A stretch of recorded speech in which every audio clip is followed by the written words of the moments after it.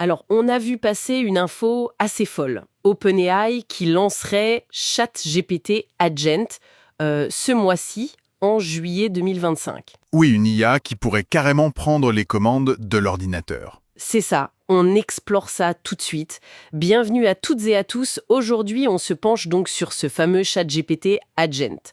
Fini le chatbot qui répond juste. Là, on parle d'une IA conçue pour agir. Exactement. Et les sources qu'on a pu consulter, que ce soit des articles tech comme Max Forever, des analyses SEO, même ce qu'on voit passer sur TikTok ou des rapports plus pointus, tout ça converge. On entre vraiment dans une nouvelle ère, celle des agents IA autonomes, D'accord. capables de faire des tâches complètes, de A à Z. Notre mission aujourd'hui, essayer de décortiquer ce qu'il peut faire, un peu comment ça marche derrière, et puis les impacts forcément sur le web, le travail. Et aussi les inquiétudes que ça peut soulever. On essaie de regarder ça en détail. Alors, concrètement, ça donnerait quoi? Si on lui dit « organise-moi un week-end à Rome ». D'après ce qu'on lit, notamment chez McCatraver, l'agent prendrait la main sur un navigateur virtuel pour comparer les vols, choisir un hôtel, remplir les formulaires. Ce seul. C'est ça. Et pas seulement ça. Expert Digital ajoute qu'il pourrait analyser les calendriers pour de la planification ou même générer une présentation après avoir fait une analyse concurrentielle. Ah oui, quand même. La techno derrière, en gros, c'est une combinaison de plusieurs briques. Il y a Operator, qui est un peu comme un pilote pour naviguer le web comme un humain. Il y a Deep Research pour aller chercher et synthétiser l'info de plusieurs sources. Et tout ça, c'est animé par la capacité de raisonnement de ChatGPT. D'accord. Et ça tourne, important, dans un environnement virtuel, une sorte de bac à sable sécurisé. Ça a l'air de déjà pas mal secouer certains domaines. Sur TikTok, par exemple, j'ai vu des créateurs comme Flavien Chervet parler d'une productivité qui explose Ah oui, pour le développement de code. Il parle de plus 95%. L'agent créerait les fichiers, écrirait le code lui-même, lancerait les commandes. Il y a même le patron d'Anthropic qui prédit que 95% du code mondial pourrait être écrit par des IA d'ici fin 2025. C'est assez vertigineux, non? Vertigineux, oui. Mais faut peut-être nuancer un peu. Ah, Les retours, y compris ceux qu'on voit sur TikTok, montrent que oui, c'est bluffant pour des choses simples, des petits outils internes peut-être, mais dès qu'on touche à des projets complexes ou critiques, ou qui demandent beaucoup de sécurité, l'humain reste indispensable. d'accord. Le risque d'avoir du code pas optimisé ou carrément buggé, il est bien réel. Oui, logique. Par contre, là où l'impact est majeur, et peut-être moins spectaculaire au premier abord, c'est sur le SEO. Ah oui. Les analyses sont très claires là-dessus. Pour qu'un agent puisse agir efficacement sur un site web, il faut que ce site soit structuré de manière hyper claire.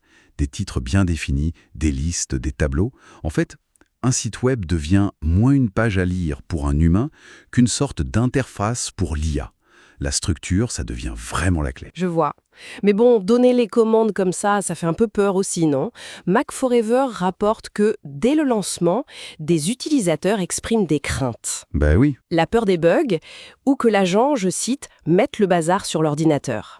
OpenAI assure qu'ils ont mis des garde-fous. Ils parlent de demande de permission pour les actions importantes et surtout, pas de transactions financières possibles pour l'instant. Oui, ces garde-fous sont nécessaires, heureusement. Mais les préoccupations, elles vont plus loin que les simples bugs techniques. C'est-à-dire? Il y a déjà un risque technique très concret, ce qu'on appelle le prompt injection. Le prompt injection? Ouais. Imaginez des instructions malveillantes cachées dans le code d'une page web. L'agent les lit en pensant que c'est légitime et il les exécute à votre insu. Ça, c'est un vrai risque. Ah oui, d'accord. Et puis, il y a des choses plus anecdotiques, on va dire, qui circulent beaucoup sur TikTok notamment, et qui alimentent le débat sur le contrôle à long terme. On entend parler de tests où un modèle d'IA, ou 3 d'OpenAI, je crois, aurait refusé de s'éteindre. Ou un autre qui aurait développé son propre langage, le Gibberlink. Ah bon?